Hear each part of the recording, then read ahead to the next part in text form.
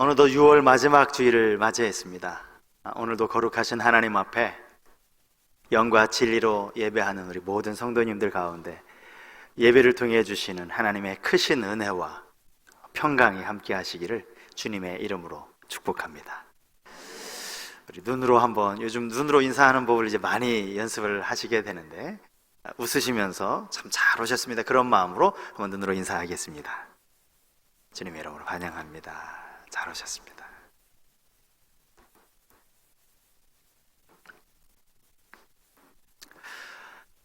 하나님이 정말 살아계신다면 왜 이처럼 불의한 세상을 가만히 보고만 계시는가? 가끔 이런 생각을 해보신 적 있으십니까? 하나님의 존재에 대한 의심이 아니라 하나님이 침묵하시는 것 같은 그런 답답한 마음에서 드는 생각 말입니다. 요즘처럼 코로나 확진자들이 교회 내에서 발생했다는 뉴스를 들을 때면, 아니 왜 하나님은, 성도들이 하나님을 예배하겠다고 교회에 나왔는데 왜 이런 일들이 계속해서 일어나도록 내버려 두시는가? 이런 생각이 들지 않으십니까? 코로나19와 관련해서 교회 이름이 뉴스에서 거론될 때마다 한편으로는 교회가 조금 억울하다 싶을 만큼 욕을 먹습니다. 주말에 지인들을 만나서 함께 식당에서 식사를 하고요, 믿지 않는 사람들이니까 얼마든지 술집에 가서 같이 술을 마시고, 때로는 기분 좋게 노래방에 가서 노래를 부르고 온 것을 어느 누구도 뭐라고 하지 않습니다. 아니, 묻지도 않습니다. 그런데 주일에 혹 종교 행사 다녀왔느냐고, 교회 다녀왔느냐고는 묻습니다. 예배 시간 내내 마스크도 끼고 적당한 거리 유지를 하면서 1시간 남짓 예배를 드리는 그 일에 대해서는 지금 이 시국에 이런 정신 나간 사람이 라는 취급을 당한다는 그런 이야기도 제가 들었습니다. 억울하다는 생각과 함께, 요즘 이 시대에 믿는 자들이 받는 보이지 않는 핍박이라는 것이 이런 거구나, 그런 생각도 하게 됐습니다. 고라자손의 시라고 할 수 있는 시편 42편에도 보면 시인의 이런 안타까운 절규가 담겨 있습니다. 시편 42편 3절 말씀인데요, 사람들이 종일 내게 하는 말이 내 하나님이 어디 있느냐 하오니 내 눈물이 주야로 내 음식이 되었도다. 내 하나님이 어디 있느냐? 여러분, 이 말이 시인을 향한 비웃음과 조롱의 말처럼 들리십니까? 아닙니다. 오히려 지금 사람들이 하나님의 이름을 조롱하고 있다라는 거예요. 시인은 오히려 그게 더 마음이 아팠는지도 모릅니다. 시편 43편 2절 말씀도 마찬가지입니다. 주는 나의 힘이 되신 하나님이시거늘 어찌하여 나를 버리셨나이까? 내가 어찌하여 원수의 억압으로 말미암아 슬프게 다니나이까? 마치 하나님께 버림받은 것 같은 낙심과 절망이 이 시인의 절규 속에 담겨 있는 것 아닙니까? 이 땅의 교회와 성도들이 마치 버림받은 것처럼 느껴지는 오늘날의 상황처럼 말입니다. 오늘 우리가 함께 읽은 시편은 다윗의 지은 시이면서 지혜시라고 할 수 있습니다. 시편 전체 150편을 그 내용상으로 이제 몇 가지로 분류를 할 수 있는데요, 하나님을 높이는 찬양시와 감사시, 사실 이 시가 가장 많이 있죠. 그런가 하면 슬픔에 잠겨 눈물로 부르는 애가와 비탄시도 있습니다. 인생의 지혜를 담고 있는 지혜시도 있습니다. 시편 37편은 지혜시로 분류된다고 제가 말씀을 드렸습니다. 사실 언뜻 보면 이것이 비탄시가 아닌가, 악인들과 어울려 살면서 의인이 당하는 고난을 아파하는 비탄시가 아닌가 느껴질 수도 있지만 지혜시라는 것입니다. 시의 내용을 한 문장으로 요약하면 다르게 살라라고 말할 수 있을 것 같습니다. 다윗은 악인과 의인이 함께 살아가야 하는 세상에서 표면적으로 보이는 현실에 너무 마음 두지 말라라고 권면을 하고 있습니다. 겉으로 드러나는, 표면적으로 드러나는 현실이 무엇입니까? 악을 행하는 자들이 형통한 삶을 사는 것처럼 보이는 그런 현실입니다. 악인은 형통하고 의인은 고생하는 것처럼 보이는 그 모습, 이것이 현실에 드러나는 모습이라는 거예요. 마음 쓰지 말라라고 성경은 말하고 있지만 사실 어디 그게 마음에 안 쓰입니까? 마음 쓰지 않는 게 쉬운 일이 아니라는 거예요. 여러분, 다윗의 시대에 악사라고 해서 오늘로 치면 찬양대를 인도하는 그런 지도자, 이런 사람이 대표적인 세 사람의 이름이 등장을 합니다. 역대상 25장에 보면 아삽, 헤만, 여두둔, 이 세 사람이 대표적인 악사였어요. 하나님의 성호를 찬양하는 일에 우두머리격에 해당하는 그런 사람, 이들이 얼마나 하나님을 정성스럽게 아름답게 하나님을 찬양하는 사람이었겠습니까? 그 중에 한 사람, 이 아삽이라고 하는 사람은요, 시편, 우리가 보는 이 시편에 12편이나 되는 이 많은 시를 지어서 시편 안에 수록이 되어져 있습니다. 시편 73편도 표제하여 보면 아삽의 시라고 되어 있어요. 아삽이 지은 시라는 거죠.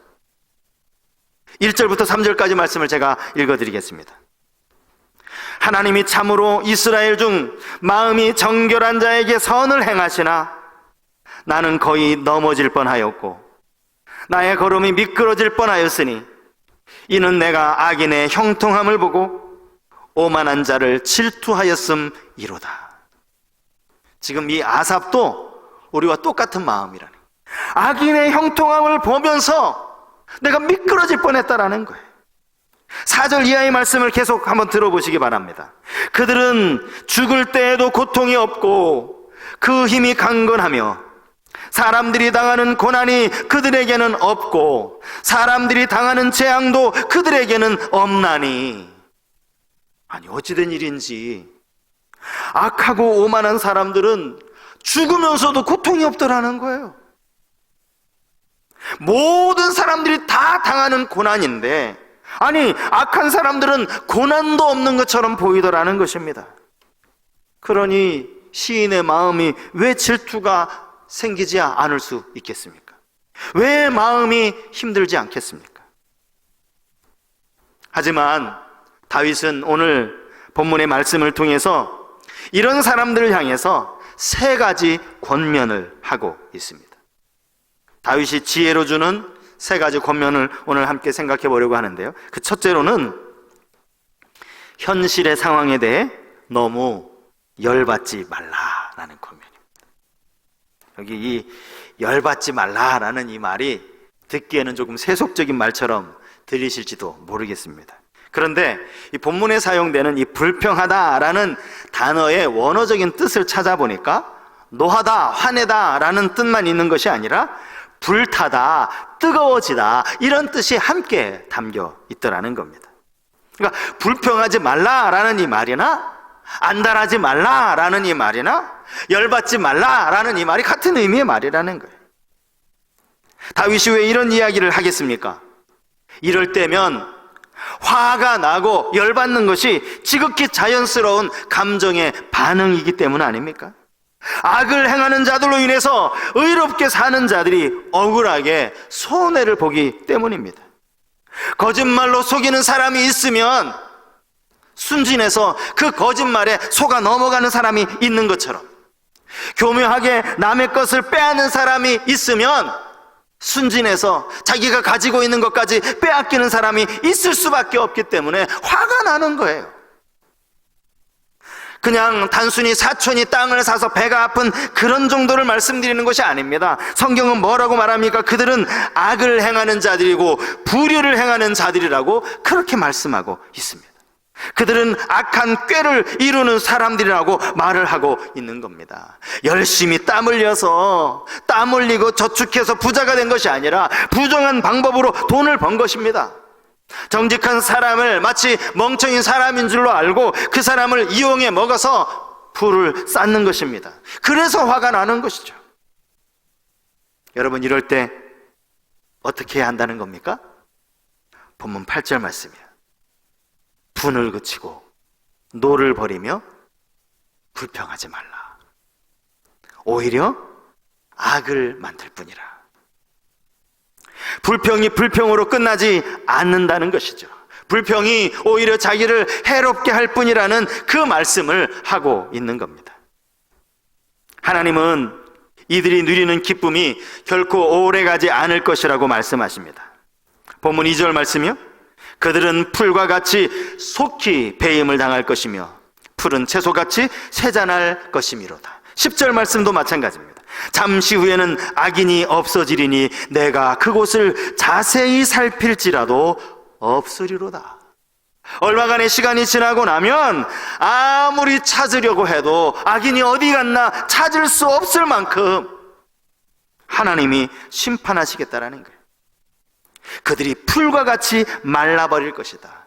시인은 악인을 풀과 같다라고 이렇게 비유를 했습니다. 사실은 악인뿐만 아니라 성경의 교훈은 우리의 인생이 풀과 같다는 것 아닙니까? 하나님의 사람 모세는 시편 90편에서 이렇게 기도합니다. 주께서 사람을 티끌로 돌아가게 하시고 말씀하시기를 너희 인생들은 돌아가라 하셨사오니 주의 목전에는 천년이 지나간 어제 같으며 밤의 한 순간 같을 뿐이니이다. 주께서 그들을 홍수처럼 쓸어가시나이다. 그들은 잠깐 자는 것 같으며 아침에 돋는 풀 같으니이다. 풀은 아침에 꽃이 피어 자라다가 저녁에는 시들어 마르나이다. 아침에 피었다가 저녁에 시들어버리는, 말라버리는 풀. 우리 인생이 바로 이런 풀과 같다라는 거예요. 팔레스틴 지역에서는 이 우기가 시작되고 막 비가 내리면 그때부터 풀이 나고 자라기 시작한다고 합니다. 자랄 때는 비가 계속 오니까요, 얼마나 빨리 자라는지 모릅니다. 그런데 우기가 끝나고 여름이 시작되면, 뜨거운 열기가 내려오기 시작하면 저 사막에서부터 건조한 바람이 불어오기도 전에 이미 다 시들어서 말라버리고 만다라는 거예요. 인생의 무상함이 풀과 같다라는 겁니다. 그러니 괜히 불평할 필요도 없고 열받을 필요 없다라는 거예요. 오히려 나만 손해고 악을 만드는 결과만 나을 뿐이라는 겁니다. 제가 서울에서 사역했을 때 쌀가게를 하시던 장로님 이야기, 아마 오래전에 제가 금요기도회 때 한번 말씀을 드린 적이 있는데요. 이분은 매주 목요일이 되면 그 가게를 아내 되시는 집사님께 맡겨두시고 하루 종일 전도하십니다. 전도에 대한 열정이 참 대단하신 그런 장로님이셨습니다. 오전에는 전도대원들과 함께 찬양 부르고 또 같이 뜨겁게 기도하는 시간을 가지고요. 이제 점심을 마치고 나면 오후에는 저와 또 몇몇 집사님들과 함께 이 각티슈 있죠. 각티슈를 이만큼 들고 또 보온통에다가 차를 담아가지고 그걸 끌고 다니면서 교회 주변의 상가들을 이렇게 방문하면서 전도했던 그런 기억이 있습니다. 어느 쌀가게 앞을 이렇게 쑥 지나가는데요, 저 안쪽에서 문득 보니까 직원분들 같은데 포대를 이렇게 옮겨 담는 모습을 보게 된 겁니다. 장로님도 보셨는지 장로님도 제게 이렇게 알려주셨어요. 저게 바로 포대 바꿔치기라는 겁니다. 중국산 쌀 잡곡을 사다가 와서 국산 포대에 바꿔서 담는다는 거죠. 그러면서 하시는 말씀이 웬만한 가게들이 거의 다 저렇게 한다라는 그 이야기였습니다. 모르겠습니다. 이게 벌써 10년이나 더 지난 이야기고, 지금이야 그때보다 훨씬 더 엄격하게 관리도 하고 또 검사도 하겠지만, 당시에는 아마 그렇지 않았던 모양입니다. 그러면서 당신이 이쪽, 쌀 가게 하는 이쪽 업계에서는 바보, 멍청이 취급을 받는다는 그런 이야기도 하셨어요. 왜냐하면 다들 이렇게 하면 몇 배의 수익을 올린다는 게, 쌀집 하면서 부자 되지 않은 사람이 없더라는 거예요. 그래도 내가 장로인데 남 속여가면서 이익을 보면 되겠느냐고. 당신은 끝까지 정직하게 장사를 하신다는 그 말씀을 듣는데, 참 정말 귀한, 참 모범적인 장로님이시구나, 그런 생각을 한 적이 있습니다. 사실 이 문제는 이게 하나님께 불평할 문제도 아니죠. 다른 사람을 부러워할 문제도 아닌 것 아닙니까? 그저 부끄러움이 없이 정직하게 장사하시는 그 장로님을 분명히 하나님께서 보셨고, 또 하나님이 기뻐하시고 하나님께서 갚아주실 것이라고 믿습니다. 여러분, 억울해서 불평이 나옵니까? 불평은 오히려 악을 만든다는 사실을 기억하시면 좋겠습니다. 불평하면 나도 그들과 똑같이 되는 겁니다. 불평은 아무런 유익이 없다라는 사실입니다. 다윗이 인생들에게 지혜로 주는 두 번째 권면은 여호와께 맡기라는 권면입니다. 여호와께 맡기라. 오늘 본문 5절 말씀인데요, 우리 한번 같이 읽도록 하겠습니다. 5절 말씀 같이 읽겠습니다. 내 길을 여호와께 맡기라. 그를 의지하면 그가 이루시고. 여기 본문에서 맡기다라는 이 단어의 뜻을 찾아보니까요, 돌을 굴려버리다, 이런 뜻을 가지고 있었습니다. 돌을 굴려버리다. 여기 이 길이라는 단어는 우리 인생에 세우는 계획, 내 인생의 어떤 방법을 의미하는 것 아닙니까? 그런 의미에서 내 길을 맡기라라는 이 말은 부정적으로 생각하면 우리 인생을 그냥 아무렇게나 자포자기하듯이 돌 굴려버리듯이 그냥 그렇게 굴려버리라는 말로 오해할 수도 있습니다. 하지만 그 다음 문장만 바로 읽어봐도 그런 부정적인 의미가 아니라는 건 금방 알 수 있어요. 그를 의지하면 그가 이루시겠다라고 말씀하고 있기 때문입니다. 오히려 이 말은 신앙적인 관점에서 전적으로 하나님께 온전히 맡기라는 그런 의미의 말씀입니다. 우리 인생의 돌이 어디로 굴러가든지 그 모든 것이 선하신 하나님의 손에 있음을 믿고 그냥 맡겨드리고 순종하겠다는 의지와 각오를 가지라는 그런 권면입니다. 맡긴다는 것은요, 그분을 향한 신뢰가 있을 때 가능한 겁니다. 여러분, 신뢰하지 않고 무슨 물건 맡길 수 있습니까? 신뢰할 때 맡기는 것 아닙니까? 이 말을 거꾸로 뒤집으면 이렇게 돼요. 혹시 우리 안에 하나님께 맡기지 못한 것이 있다면 내가 하나님을 아직 온전히 신뢰하지 못한 것 아닌가? 이런 의미도 될 수 있다라는 거예요.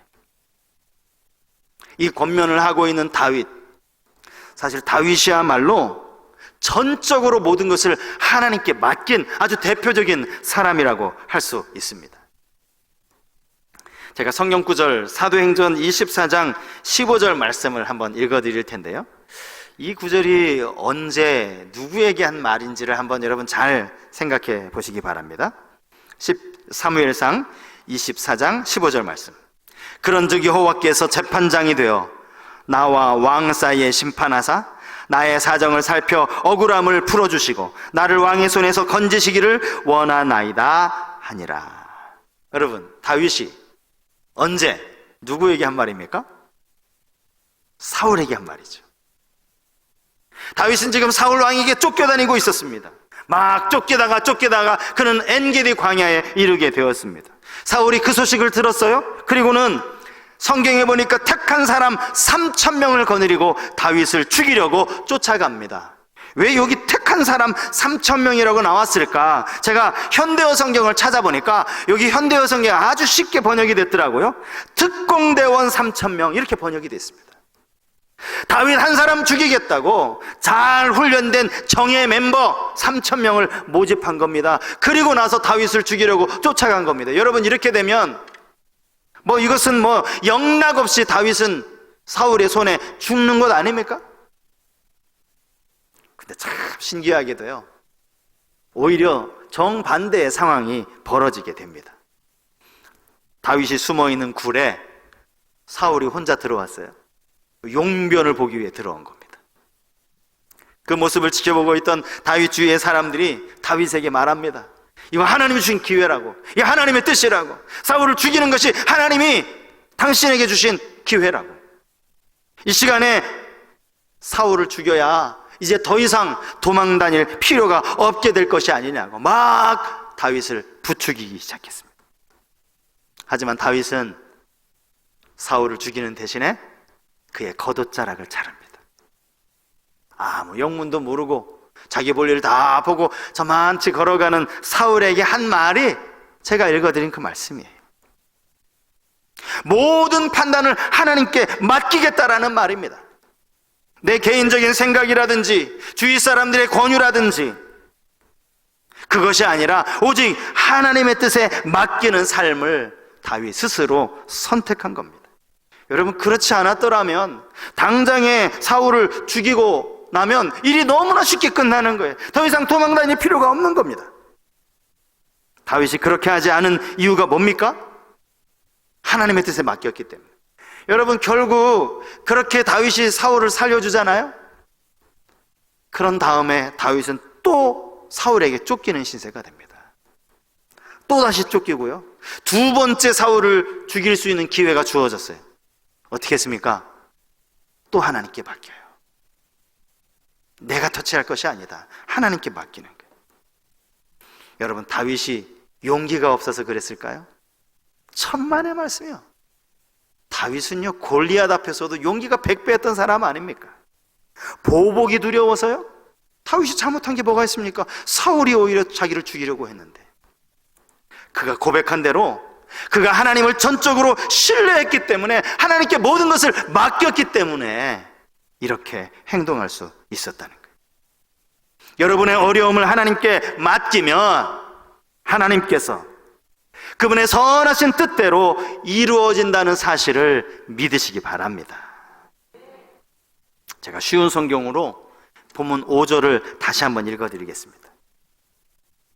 본문 5절 쉬운 성경입니다.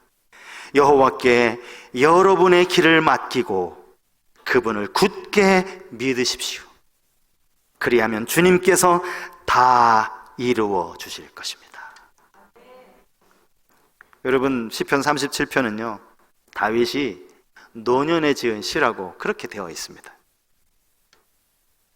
젊은 시절 어렵고 힘든 일 많이 겪었던 다윗이 하나님께 맡겼더니 하나님은 어떻게 인도해 주셨는지, 꼼짝없이 죽을 수밖에 없는 상황에서 하나님께 맡겼더니 하나님은 어떻게 보호해 주셨는지, 자기가 지금까지 인생을 살아오면서 경험한 것 아닙니까?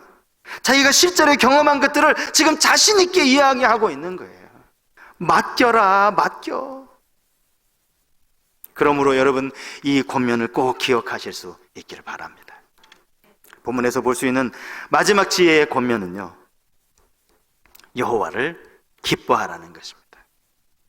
본문 4절 말씀이에요. 또 여호와를 기뻐하라. 그가 내 마음의 소원을 내게 이루어 주시리로다. 이 시가 어떻게 해서 지혜시가 될 수 있었는지, 왜 지혜시로 분류를 했는지 그 이유를 알 수 있는 그런 문장인 것 같습니다. 진정한 지혜가 뭡니까? 여호와를 기뻐하는 데에 있기 때문입니다. 성경에서 기쁨은 명령형으로 사용된 경우가 참 많이 있습니다. 이 말은 지금 내 감정이 너무 기뻐서 자연스럽게 솟아나는 그런 기쁨으로 기뻐하는 것뿐만 아니라 의지를 가지고 하나님 앞에 기뻐하라는 그런 의미입니다. 물론 그렇다고 이것이 억지 기쁨을 의미하는 것은 아니겠죠. 지금 당장은 잘 몰라서 내 앞에 놓여진 상황밖에 보이지 않으니까 기뻐할 수 없어요. 그렇지만 내 속에서 기쁨의 감정이 생기지 않지만 내 속에서 분명하게 함께 하실 그 선하신 하나님을 믿기 때문에 그 하나님을 생각하며 기쁨을 누리라는 거예요. 하나님께서 함께 하시는 한, 여러분, 우리 기독교는 기쁨의 종교, 희락의 종교임을 믿습니다. 하나님이 이 교회에 함께 하시는 한, 이 교회는 기쁨이 가득한 교회가 되어야 합니다.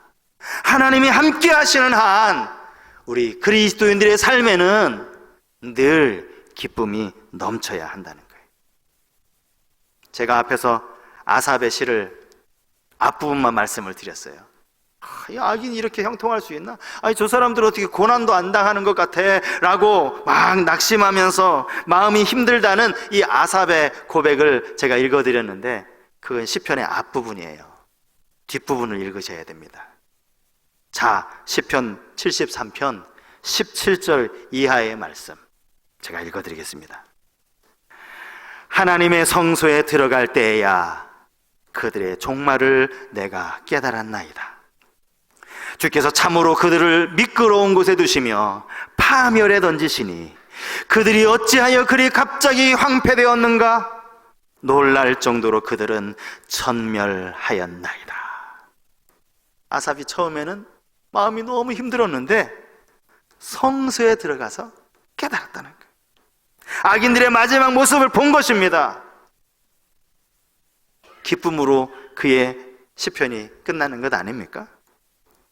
우리는 하나님 안에서 기뻐할 수 있습니다. 오직 하나님 안에서 다르게 살아갈 수 있다라는 거예요. 누가복음에 보면 누가복음 22장 25절 이하에 이런 말씀이 나옵니다. 다르게 살아야 된다는 주님의 말씀입니다. 예수께서 이르시되 이방인의 임금들은 그들을 주관하며 그 집권자들은 은인이나 칭함을 받으나 너희는 그렇지 않을지니 너희 중에 큰 자는 젊은 자와 같고 다스리는 자는 섬기는 자와 같을지니라. 너희는 그렇지 않을지니, 너희는 그래서 안 된다는 그 말씀을 하고 있는 겁니다.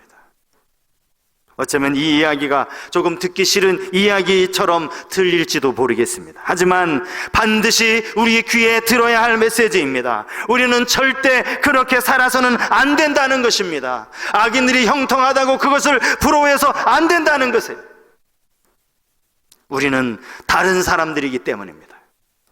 우리는 세상에 속해 있지 않고 하나님께 속해 있기 때문입니다. 우리의 모든 생각과 행동이 오직 예수 그리스도 안에서 그분의 통제를 받아야 하기 때문입니다. 그래야 진정한 그리스도인이기 때문입니다. 우리 기쁨은 오직 하나님 안에서 찾을 수 있어야 합니다. 여러분, 주님 안에서 기뻐하시기를 축복합니다. 비록 코로나로 인해서 교회에 오지 못하고 가정에서 예배드리시는 우리 성도님들, 그 심령도 주님 주시는 기쁨으로 충만할 수 있기를 축복합니다. 불평하지 말고 모든 것을 주님께 맡겨드리는 주님의 자녀들이 되실 수 있기를 주님의 이름으로 간절히 축복합니다. 때로는 직장 안에서 박해 아닌 박해를 받는다 할지라도 그 안에서도 기뻐하시는 우리 모든 성도님들이 되실 수 있기를 바랍니다. 우리 말씀을 생각하면서 이 찬양을 함께 불렀으면 좋겠습니다. 당신은 사랑받기 위해 태어난 사람이라는 찬양인데요, 우리 너무나 잘 알고 있는 찬양이죠. 이 찬양이 사실은 교회 안에서는 서로를 축복하면서 막 부르는 찬양이에요. 당신은 사랑받기 위해서. 그런데 가만히 이 가사를 보면 이 찬양은 얼마든지 주님이 지금 우리를 바라보시면서 우리를 축복하시는 찬양이라고도 할 수 있어요. 태초부터 시작된 하나님의 사랑, 그 사랑이 지금 우리 안에 주님께서 부어주신다는 그런 의미를 가지고 가사 하나하나를 지금 주님이 나에게 말씀하신다라는 생각을 가지고 시간 함께 찬양하면 좋겠습니다. 함께 찬양하겠습니다.